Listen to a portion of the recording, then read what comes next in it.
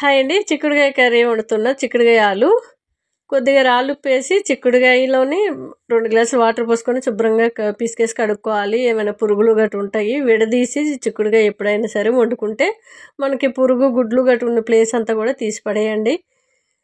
2 ఆలుగడ్డలు, చిక్కుడుగాయ కుక్కర్లో వేసుకొని కొత్తిమీర, పచ్చిమిర్చి, కొద్దిగా అల్లం తురుము, 2 టమాటాలు, కొద్దిగా రాళ్ళుప్పు, పసుపు, పాలమిగడండి. అంతే, చాలా టేస్ట్గా ఉంటాయి. మీకు ఈ కర్రీస్ నచ్చితేనే వండుకోండి, లేకుంటే వండుకోవాల్సిన అవసరం లేదండి. చాలామంది కర్రీస్ ఎవరు తినలేరు అని అంటూ ఉంటారు. మెసేజ్ ఒక ఆమె అయితే పెట్టింది, అందుకే చెప్తున్నాను. మాకు టైం కలిసి రావడం కోసమే మేము వండుకుంటున్నాము. మేము ఆరోగ్యంగా ఉంటాము. అంతేకాదండి, మేము ఎప్పుడూ కూడా సంవత్సరంలో ఒక ట్యాబ్లెట్లు వేసుకోవడం కూడా ఎక్కువ. మాకు ఏదో తప్పని పరిస్థితుల్లో తప్ప ఎప్పుడు ట్యాబ్లెట్ మొహం కూడా మాకు తెలియదు. మాకు ఇదే ఆరోగ్యం. మీకు నచ్చితే వండుకొని, లేకుంటే అవాయిడ్ చేయండి. హాయ్ అండి. Excellent hair growth hair oil, shampoo powder, చున్నిపిండి అండి. 3 కూడా న్యాచురల్ అండి. చాలా మంచి రిజల్ట్ అయితే ఉంది. హెయిర్ ఆయిల్ అయితే నైట్ టైం 5 నుంచి 10 నిమిషాలు మసాజ్ చేసుకొని మార్నింగు షాంపూ పౌడర్తో తలస్నానం చేస్తే మనకి హెయిర్ ఫాల్ ఆగుతుంది. అంతేకాకుండా వైట్ హెయిర్ రాకుండా ఉంటుంది, కుదుర్లు గట్టిపడుతుంది. ఇది 100 ml, 200 ml, 1/2 లీటర్ ఆయిల్ వరకు ఉన్నాయండి. మీకు ఏం కావాలని నీట్గా మెసేజ్ చేయొచ్చు. అంతేకాదండి, మనకి షాంపూ పౌడరు కాస్త దోశల పిండి కంటే చిక్కగా కలుపుకోండి.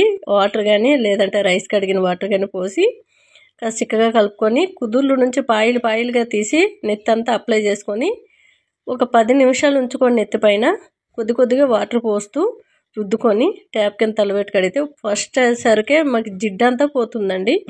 మంచి రిజల్ట్ అయితే ఇది ఉంది. చాలామంది యూజ్ చేస్తున్నారు. కిలోలు, 1/2 కిలోలు తీసుకుంటున్నారు. చేసిన పౌడర్ అంతా కూడా ఒక్కసారిలోకే వెళ్ళిపోతూ ఉంటుంది. ఇంకా పంపించవలసినవి చాలా ఉన్నాయి, పంపిస్తానండి. ఓకేనా?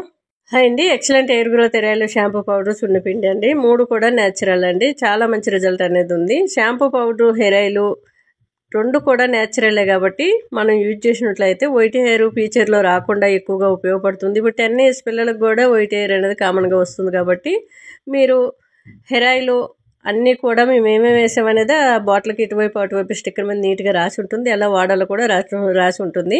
నైట్ టైము హెయిర్ ఆయిల్ 5 నుంచి 10 నిమిషాలు మసాజ్ చేసుకొని నెత్తికి పెట్టుకొని మార్నింగు మీకు ఈ పౌడర్ అనేది నేను చూపిస్తున్న విధంగా వాటర్ కానీ రైస్ కడిగిన వాటర్ కానీ పోసి కలుపుకొని జుట్టు అంతా కూడా ప్యాక్ లాగా వేసుకొని కొద్దిగా వాటర్ పోసుకుంటూ రుద్దుకుంటే 10 నిమిషాల తర్వాత 10 నిమిషాలు నెత్తిపైనే ఉంచుకోవాలి.